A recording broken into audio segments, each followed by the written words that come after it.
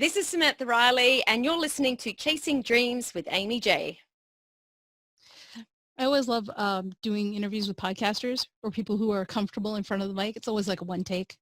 That one wasn't that hard, yeah. I got it. Hey, Dream Chasers, this is Amy J. Thank you guys so much for tuning in to episode 221 of Chasing Dreams.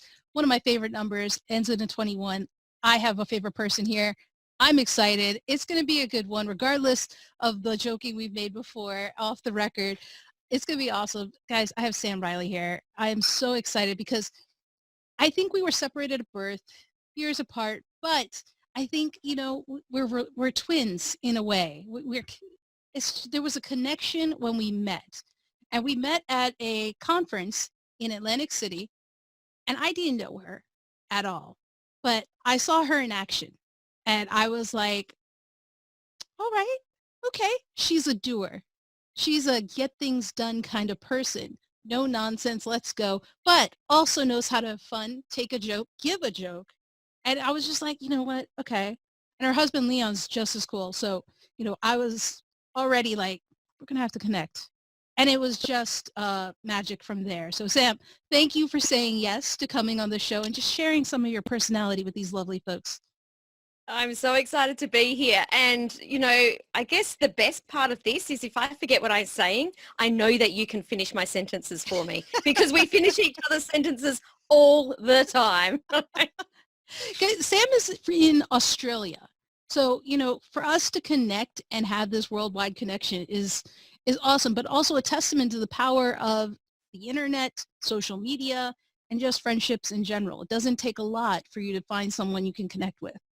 Well, I think it's awesome in this time that we have the opportunity to connect with people all over the world. And like you just said, we're all human. We're all exactly the same. There is no boundaries, and it's really cool that we can connect and I guess realize that, you know, we're both from different cultural backgrounds. We're both from different parts of the world, and, you know, we can get together and within minutes be finishing each other's sentences. Like I think that is so cool.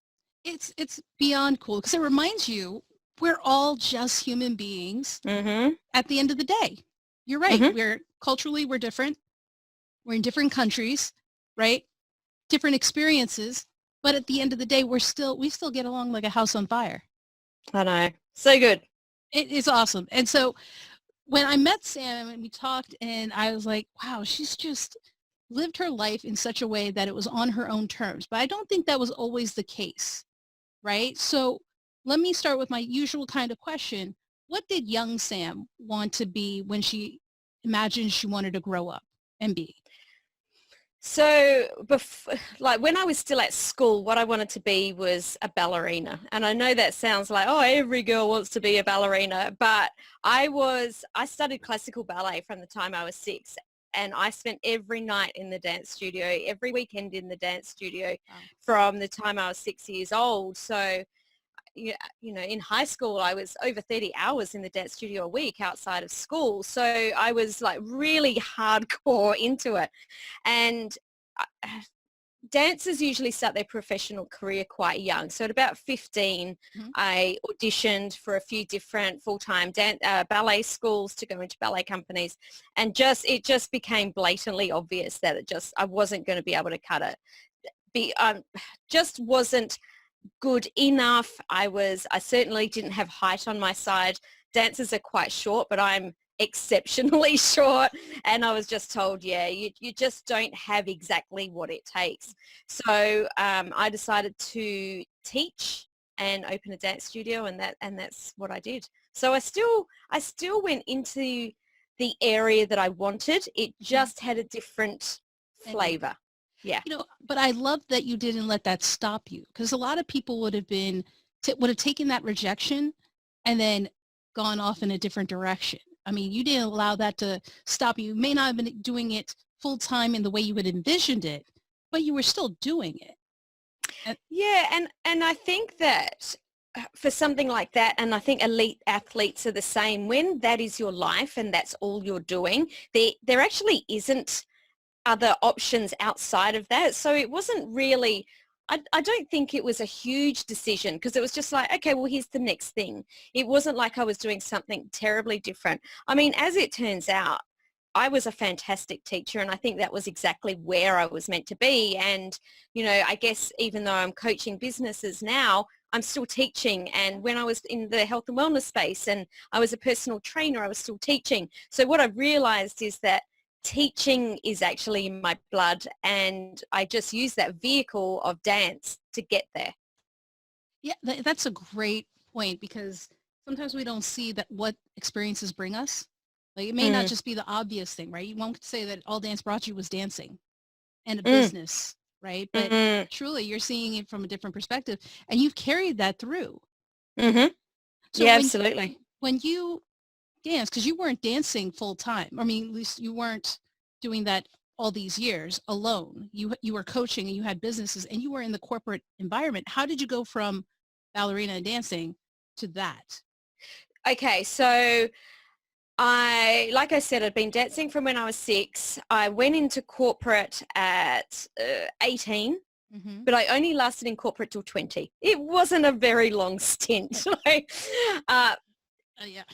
and I opened my dance studio when I was 20. So there was about a 6-month overlap where I was still working corporate. I was very lucky. I used to go in really early so I could leave a little bit earlier in the afternoons and Smart. teach. Yeah, and just really got it settled in. And about 6 months in, we opened our second business, which was a dancewear store. So still in that dancing industry. Mm-hmm. And at that point, that's when I had to leave corporate because I was in the shop from, 9 till whatever time I started teaching. And then I would move into the dance studio and teach till between 7 and 9 at night in the early days. That certainly got later as the studio grew. So I was in that dance industry full time from 20 years old. The thing that impresses me though is that you left corporate. And the reason I say that is, right, corporate typically, I'm assuming it's the same across the world, may not be, but that people consider that to be that stable job, that steady income that comes in and therefore you can do whatever you want because you got that steady income. Whereas you had a business, almost 2 businesses, it sounds like, Yeah. and that's not necessarily stable. Mind you, it sounds like you guys were doing well, but for you to take that, the gamble versus the steady income. Well, it was a gamble because in those early days, it wasn't stable. And let me just say that corporate gig, not only was it corporate, but it was in government. Like I had I had that job that my parents would have been like, oh, our daughter's made it. She's got a good government job. Isn't that what we all want for our kids? And yeah, for me, this might sound really weird. I think this is where I'm very different to a lot of people. It actually was stable. It was in the government. I was getting paid a really good wage. I was getting paid a lot more than my husband was. And we had 2 young children because I got married and had my first, my daughter at 17. So we already had 2 kids by that stage and a mortgage. And, we had quite an adult life for such a young age. And logically, it would say stay in that to have the stability at that age. But I was in that job and I was the youngest person in the office, and it was a very big open plan office. There was a few hundred of us, and everyone was the age of my parents at the time or older, and they'd all been there from school. Everyone got in from school and stayed there for their whole career until they retired. And I looked around one day and just went, oh my God. And I can remember this so distinctly. No one was smiling. And I thought, everyone's got this job that's stable and no one's happy. I'm like, is this really what I want for my life? And so I made that decision to get out. And I was lucky at the time. With my first husband, he was like, well, if you're not happy, you get out. Like, what's the worst that can happen? We can sell the house and we can start again. And that's exactly the conversation we had. If worst comes to worst, we're young enough that we can just start again. So I made that gamble, and those first few years, I'm not going to lie, they were hard. My husband was working shift work. He would work overnight. I would work in the day. We were running these 2 these two little kids around, Yeah. and we were both on hardly any sleep, and there was, it was a struggle financially, but we made it work because that's what we wanted to do. For us, it was about looking into the future. What do we want our future to look like? And okay, well, we have to do this now. We've got to do this thing. So even though would I make that same decision now? Not 100% sure, because I'm at a different point in my life. But then it was just like, whatever. You know, Life's too short. yeah, hindsight and perspective, right? Because, and Mm-hmm. this is why I think we are very in line. Because for me, I had a government comfortable, stable job that everyone was like, this is what you should be doing. This is, and what led me to take it. And I left because I was bored. I remember distinctly, Mm. and I think everybody has that kind of moment, sitting at the keyboard, and I was literally one finger entering, just running tests. And I thought to myself, Jamie could do this job. And this is, again, no offense to Jamie, but she was biology. The point I was making was this wasn't a challenge for me. And Yeah. so I just remember thinking my twin sister could do this job. And like, I think I need a change. And that was the first time I think I made my own decision about it, which sounds like you too, like nobody's happy. Mm. Or should I stay in this, especially at a young age? I was 28 when I had that realization, but it's still scary. It's still scary Yeah. to make that leap regardless. Totally. I actually think because I did have young children that it sped up my process, in that because I had them to look after, like I felt a little bit older, like I was living a life that most people don't live at that age. So it kind of sped up that process of going, let's just get out there and do it. See, and I thought it would have slowed your process, because some people are like, I have kids, therefore I can't afford to do this. And I think a lot of people think that way. So that's why I'm like, Totally. yeah, the fact that you didn't, or you had the agency to be like, this isn't right for me, right? Yeah, so I'll give you a little bit of background why it was easy for me. My parents weren't very well off financially, and me and my brother and sister, there was the three of us, we never went on a holiday. Like, we just never went on a holiday. I had never been on a plane until I was married. We never had new clothes. We always had the hand-me-down clothes. Like, we were given everything that we needed, but there was all these things that I wanted. And I wanted to give my kids that. And I knew that there was more opportunity being in business to be able to do that. So, so for me, that was such an easy decision because I wanted to give my children so much more than what we'd been given. And yeah, like I said, there was nothing against my parents. They worked their butts off, Sure. but I just wanted something different. It's I think it's a changing of the guard of sorts right now. I think generationally, I think people are looking at things differently. Even my parents are looking back and thinking, this next generation needs to do it differently. Like, Absolutely. don't necessarily, the way we thought we had to do things is how we had to do it to survive, to do it, because we didn't know that there were other options, really. And now That's exactly right.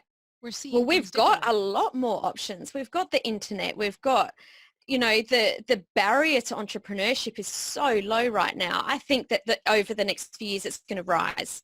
I think that we are in sort of the end of the sweet spot. So anyone that's out there, here we go. If anyone that's out there that wants to make the leap, do it now. I'm not saying leave your job, but if you want to start a business, we're in the last 18 months to 2 years where the barrier is where it is now.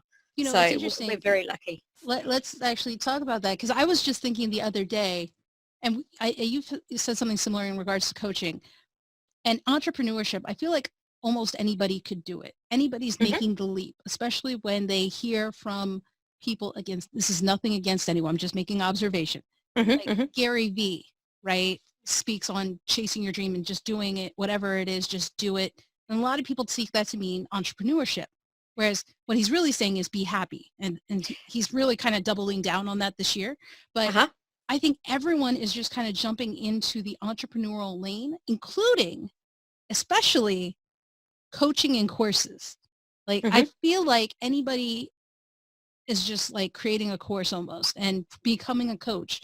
And I'm not knocking anybody. This isn't aimed at anyone in particular. But it's almost concerning to see that, well, who are you actually working with? Where is their credentials? Where have they actually had results for you to kind of join? They just put a website up and call themselves a coach or a store or a course or something that it's almost like you have to read or be more mindful of where you're going because almost anybody can do it. Do you see that too, or? Wow, there was so much in what you just said there, like so many different perspectives. So I'm going to go back to the Gary Vee because I'm really happy that he's gotten clear on his message that to be happy, because I've always felt like that was his message, but I think other people weren't listening deep enough. Yes. And they were just thinking that he was saying, you have to hustle and you have to be an entrepreneur. And I was always like, I'm sure that's not what he's saying. I'm sure that he just wants people to be happy. So I'm really glad that he's doubled down on that message just recently, because not everyone's cut out to be in business. They are not. But people can go into entrepreneurship and be really unhappy because it is a tough gig. You need to be resilient. You need to have grit. Patience. You get thrown a lot of stuff every day. It's not overnight. It is not overnight. And even, 10 years overnight is still a short, it's just a journey. So some of my clients actually decide that they're going to go back to their job and run their business on the side. And that actually makes me happy because I don't care how people get to being happy. If you want to be in a job, stay there. You won't find happiness in your business if that's not the dream. Yeah. So I think that that's really great. As for the coaching thing, I've got a very different take on this. Okay. I want to hear this. Let me sit back. Yeah, I was going to say, everyone get comfortable. This is all around, you notice what you're surrounded by.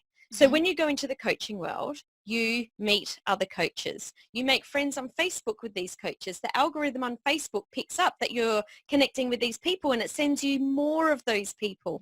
So what it actually does is it changes your perspective. It changes your reality on what's actually happening. The amount of coaches in the world is so tiny, the percentage of coaches. So it is one of the fastest growing industries, but it is still such a tiny industry. And it's just that we're on social media, we're hanging out with these people, the algorithm's going, hey, Sam, look, Amy J's a coach and all these other people are coaches. And I'm like, oh, everyone's a coach? And then you meet someone in corporate, they're like, what's a coach? Is that even such a thing? Is there such a thing as a coach? That's a great observation because Lord knows now that we've just said that, I'm sure I'm going to get all these coaching ads in my phone from Google ads. I can guarantee you will. Absolutely. Amazon Alexa is going to start adding stuff to it, pops up. But that's a great observation. I didn't even think about that. It's so subtle that you're absolutely right. I mean, we see it all over, don't we? Right. And I figured this out a few years ago, and Leon and I actually joke around that if we're getting a bit bored with our ads, we'll start talking into our phone and being silly going, hey, have you thought about going scuba diving? And we'll start being really silly. And you start to watch the ads change in your news feed. You start to watch the content change. The videos come up differently. Seriously, you have to understand that social media curates your thoughts. And if you're not aware of it, it can send you down a very dark rabbit hole.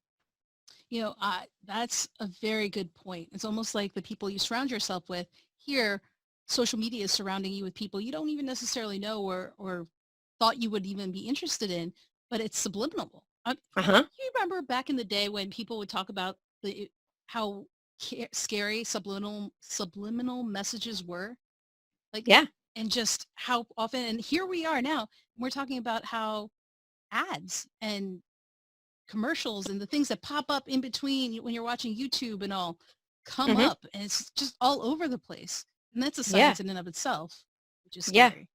Yeah, absolutely. I saw someone put on social media the other day. It was as a joke, but it was almost like a tongue-in-cheek joke of, imagine ringing up to order a pizza and the person knowing already who it is because it's come up on the screen because everything's connected and, saying, did you want to order your usual? And you're saying, my usual, how do you know? Oh, well, you ordered it on all of these dates, because all of the information's in there. And then, there was he was saying, oh, maybe would you like to have broccoli on it because I can see your cholesterol's high. And how did you know my cholesterol was high? Well, I saw that you went to the doctor. And, you know, it's very tongue in cheek, but everything is out there and it is all connected. And I don't think we're far off something like that in reality really happening. I don't think you're wrong. I think you hit it on the nose because I'm always scared. I'm always mindful of not connecting necessarily Facebook to log into places. I use it, right? Because it's easy, but I try to be mindful of how much I want things connected because like you said, it's a rabbit hole. It just keeps going and going and twisting and turning. Well, here's the thing. You might be thinking don't use that to log in, but do you ever log out of Facebook on your phone? Yeah, no. Which means every time you're jumping on Google, Facebook's still open. Yeah. So everything is being collected. There's the scary reality. It's true, guys. It's true.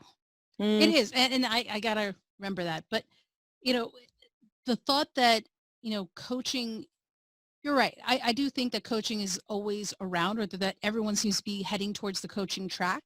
My concern, I think, is the fact that people are just jumping into coaching and coaching people without necessarily being ready to coach or what is the background or the credentials that they have to be a coach.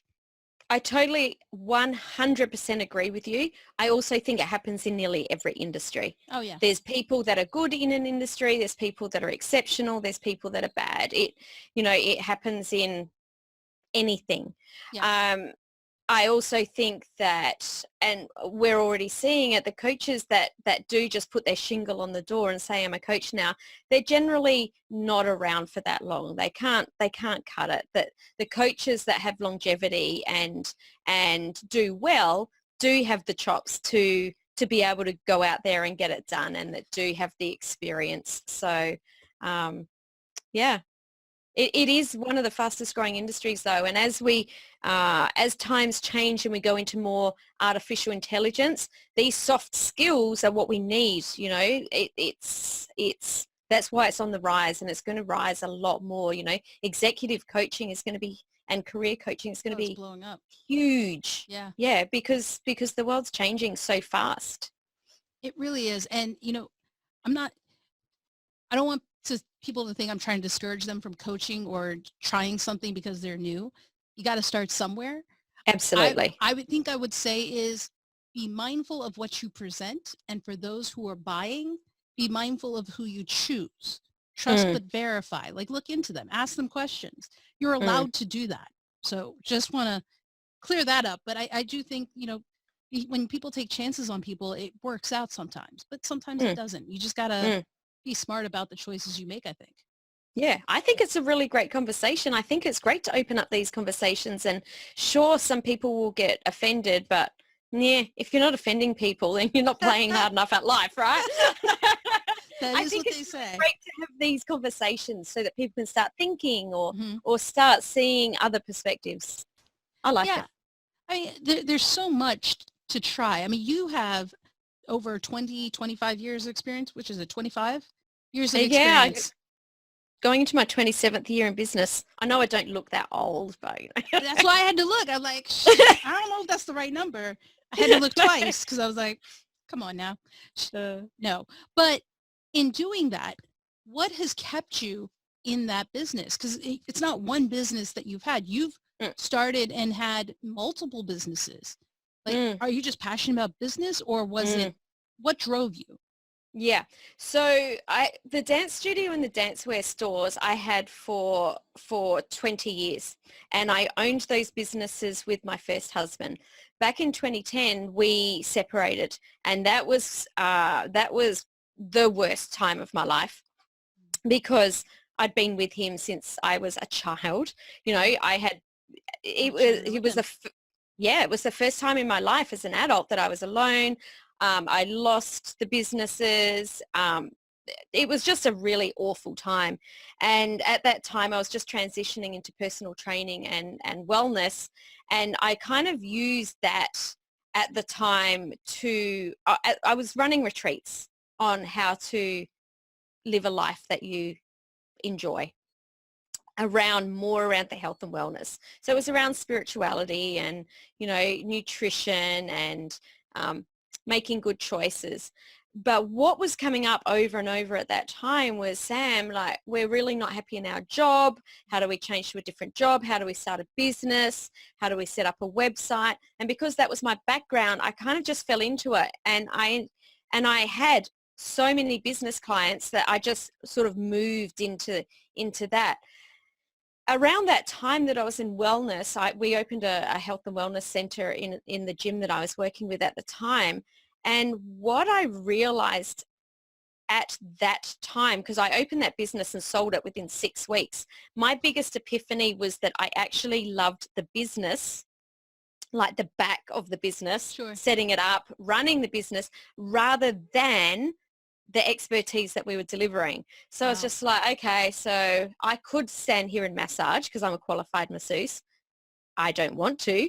I would rather deal with the guy that's coming in and doing the design on the front door and making sure that we've got, all of the systems in the front end, or, I could sit out the back and coach, which I'm really good at as well. And it's okay. But I would rather be, networking and talking with other business owners. So that was a big epiphany for me to realize that I was thinking in my head that I liked the business that I was starting, but what I realized that it was actually nothing to do with what we were delivering, and it was the actual business. So when I went into business coaching, it was just a no-brainer because I could talk about business underwater with marbles in my mouth for 3 days without coming up for a breath. I absolutely love it. It was very specific, though, of an example. Right. Well, that, Like, where did you come up with that one? Yeah, you don't want to be in my head. No one wants to be in my head. I scare Leon every single day. But I will say that is an enlightenment that you had that I think a lot of people struggle with. I think too many people, and I don't know the solution for it, I think a lot of people stay longer than they need to in a place, not realizing that it's time to leave. And some people don't stay long enough. And there's always a lesson. I think that that as humans, that we all do that in different things. Yeah. Generally we don't make life-changing decisions until we're just like way past unhappy, or, like I was like, I think a lot of people won't make a decision until their back's at the wall. Yeah. Because it's just, even though we're not happy, we're comfortable. We can keep going. What if I make the wrong decision? Yeah. What if my friends shame me because I do something silly and it doesn't work out? So we don't make these decisions because we're afraid of getting it wrong or having other people judging us. It's just part of being human. And I think, guys, what she's saying is not just in work and career. This is life. No, everything. In everything you're doing, right? Because when we talk chasing your dreams, you guys know I stopped interviewing people who are entrepreneurs.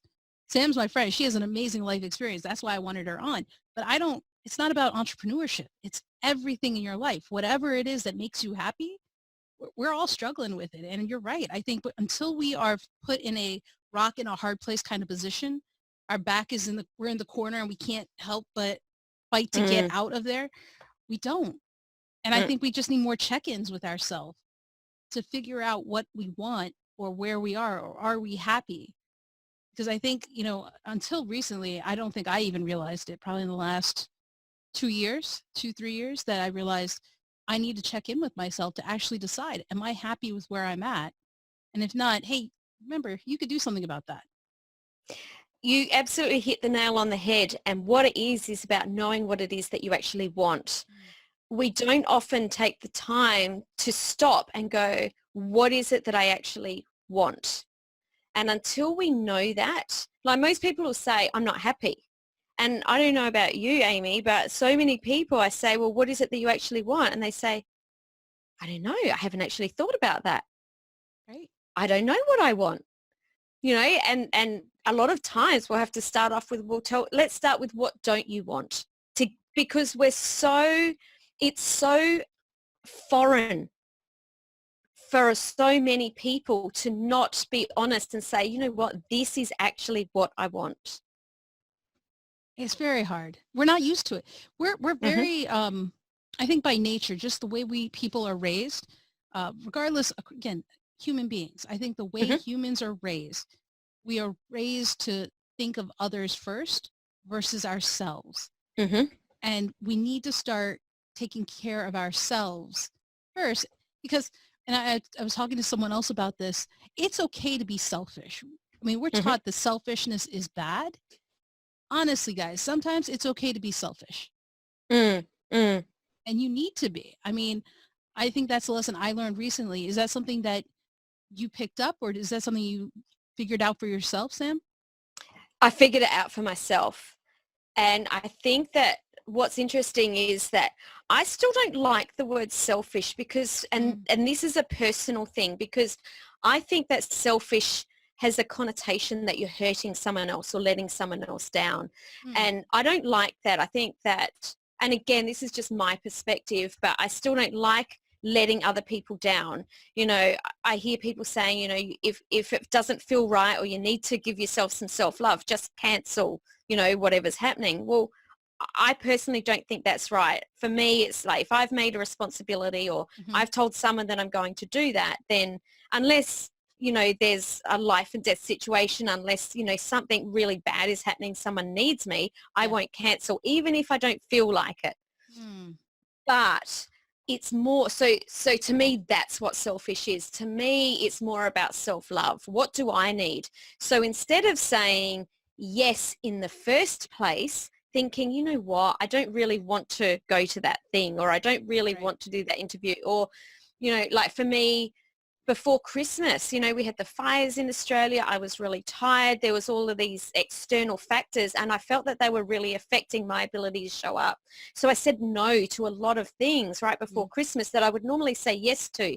So I didn't commit and then pull out. I just said no right from the start. And to me, that's more, you know, more that self-love, because you yeah. can't, as humans, we can't give from an empty cup. Someone said to me, you know, we should be giving from a full cup. And then I heard, I think it was Elizabeth Gilbert who said, don't even think about giving from a full cup, only give what's overflowing. And that to me is like, that was so powerful when I heard that. As humans, we have to give to ourselves first to be able to show up and give to other people. And if we're only giving them what's overflowing, then like how amazing, how different would life be if we all showed up like that? I'm imagining it now. I'm like, that's that's almost game changing, guys. Do you realize that? Because I would have thought just a full cup. But to Yeah. think about the overflowing cup, that is very powerful. Both, Yeah. both as an image and also I'm just thinking what would happen if I had an overflowing cup, first of all, Uh-huh. and then just gave from there. I That's really awesome. Yeah. That Really, really cool. that is that it's powerful. And I think, I think self-love is, you're right. Because I think oftentimes we don't have self-love, right? Hmm. We focus on so many different things and, you have a wellness background, we focus on our physical health and not necessarily our mental health. And I think self-love Hmm. falls into that and Hmm. why, 2020 make mental health cool again, Yep. or cool. I don't think it was ever cool for some people, but make it cool. And it's important. I mean, I, 25 years in the business, I'd like to think that you had strong mental health and that it wasn't easy because I can't imagine being an entrepreneur for 25 plus years without having a strong resiliency. Those, let me be brutally honest here. Those for Please. 15 years, you were talking about, you know, being selfish and our background. So I grew up in a house where my mother, you know, sort of did everything and put herself last. Mm-hmm. So when I was a mother, without even knowing that I was doing it, I just automatically fell into that. And I started to get resentful and I started to resent my family, not in an awful way, but, Yeah. you know, like I was tired. I was happy with my family life, but if I really like ask myself, are you fulfilled? That's probably a better way of saying it. no, I wasn't. I didn't have my first massage till, I separated from my husband. Like, I never took the time to go and do things that I wanted. And I used to feel bad. Like, if he would say, go and do such and such, no, I can't do that. I was a martyr. I didn't even realize I'd fallen into that trap, right? Mm-hmm. So it wasn't until that I had this experience of, separating and moving. I moved to a different city and started my life again, that I went, hang on a minute. I actually can make the rules. I actually can do whatever I like, as long as it doesn't hurt people. Mm-hmm. Like, I'm not talking about, doing things that are illegal or that hurt other people. Sure. I'm not Yeah, that kind of person. But, if I decide tonight, well, it's a school night, I want to go out for a dance and have a drink, then I'll do it. Like, if that's what I want to do, I'll do it. Like, who made the rule that you can't go out on school nights? So, yeah, my life is very, very different now. I love that you said that, because I think oftentimes people in general, people with a second role, so to speak, husbands, fathers, mothers, wives, often think that they can't do something because they have that other title. And instead of taking care of themselves and realizing that, like we said, overflowing cup, take care of you, live for you, then take care of your kids, because you'll do better for them. It takes a long time for people to get there. And unfortunately, resentment and stuff builds up until you kind of grasp that. So if you're listening, see what Sam had to say. Yeah. I mean, It was that a choice. lesson you had to tell yourself over and over again, though? Yeah. Oh, you're breaking lifelong habits. You're breaking lifelong beliefs. That's not easy. That was a lot of years of going, to see working with kinesiologists and like coaches and counselors and, having the tough conversation, like friends that had tough conversations with me, like working through, I spent hundreds of thousands of dollars in just not re-educating myself in business and who I wanted to show up as, because I know that you're saying that business isn't, part of that chasing dreams. But for me, it was the vehicle to get to the life that I wanted to create. So it was a tough journey of breaking, because essentially I've got to take away the person that I knew and reinsert it with someone that I didn't knew. I had to get to know a whole new person. And once I'd done it, I went, wow, I actually feel like myself for the first time in my life. How crazy that you can live a life and go, oh, I didn't realize I didn't know who I was. It's true. And just to clarify, I'm not saying that you can't be an entrepreneur to chase your dreams, just that it's not the only avenue.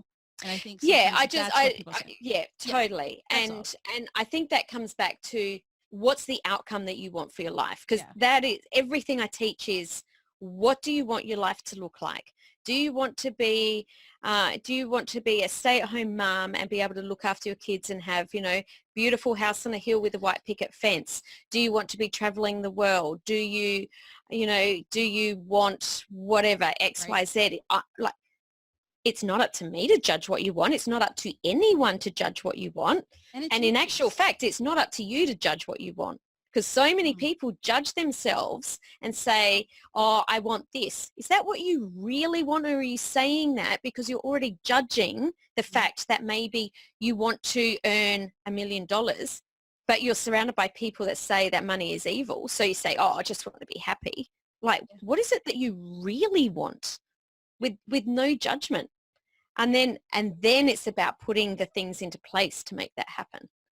So true. So true. And it changes, right? From one stage in life to another, it can change.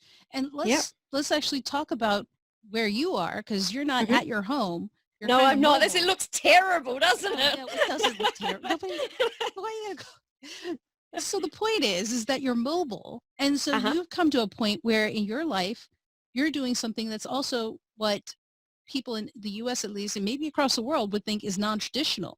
It's very non-traditional. Right? Can you talk a little bit about that and why and how you made that happen? Yeah. So going back to that time where, I was talking about I separated from my husband and I moved cities, that was a big time for me to sit down and go, okay, you've got nothing left. This is the perfect time to recreate the new page, right? Right. I saw that time as a gift. Okay, so I can do whatever I want now. And at that time, the biggest things that I wanted were the three things. I wanted to find a partner again, someone that I could spend my life with. I wanted to be traveling because I love traveling, and I wanted to be surrounded by friends, family, and people that are in business because I love those conversations. Mhm. So I thought, what do I have to do to make those three things happen? So I was just super lucky that I met my husband, who is just seriously the most awesome person. That was luck, but I got there. At the time, he was working corporate, and I just got to that point where I could travel a lot. So when we got married, there was a lot more sort of staying at home. So you're talking about that dream changing all the time. So Mhm. all of a sudden, it was like, well, I've created this business that I can travel, but now I need to support two of us, not just one of us. So Right. he left his corporate position in November last year, which means that we now can be wherever and whenever we want. We have to be back in Sydney because we're running an event in March and we're running another one in November, and there's different things that we do. But between, we can be wherever we want.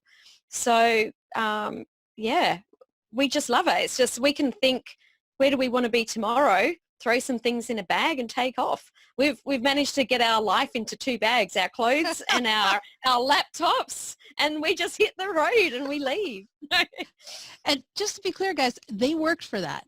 That was what they wanted to Oh, do, and they worked for it, big time. right? So just for those who are like, I want that life, cool, go for it. They worked for it. I mean, you made it work and you're doing it, and that's awesome. And Thank you. And I'm uh, really glad you said that, because there's two things that people say that are very disempowering.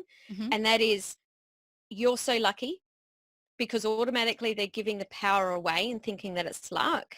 yeah, And I wish I could do that. And those two statements, like if you're listening and you ever say, I wish I could do that, or you're so lucky, mhm, catch yourself and think, actually, I can make that choice too. But what do I need to do to make it happen? yep. Oh, absolutely, 100%.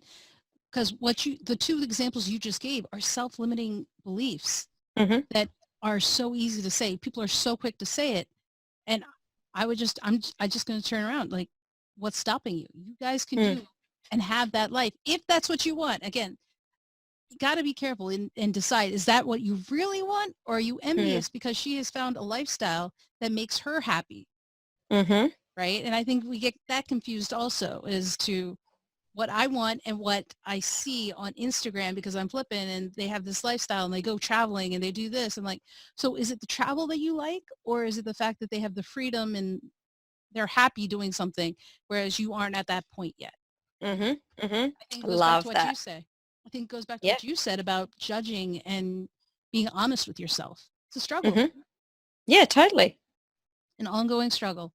All right, guys, you Totally. have heard some amazing things from Sam, but now it's time to get her to know her just a little bit better. Oh, I'm a We bit got scared now, the box. the box of questions. They're coming out. I have not had, some of these questions lately have been kind of, meh. So let's see what this one is. Okay. I don't know how you're going to say this. All right. I'm gonna say you cannot say ballet. All right. Oh, okay. If you could be great at one sport, which would you choose? Car racing. Ooh. Okay. Have you done it? No, I love watching it, but I'm too scared to do it. So if I could be good at it, that would be awesome.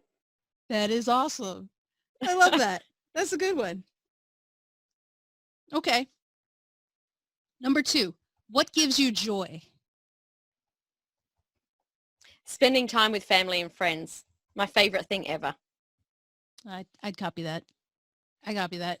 Whenever I get with family and friends, it's just a good time. Yeah. It's just a good Yeah. time. All right, number 3. What do you do when you need to blow off stress? Oh, this really depends on the day, because I will either retreat and Uh-huh. meditate and really be very, very silent.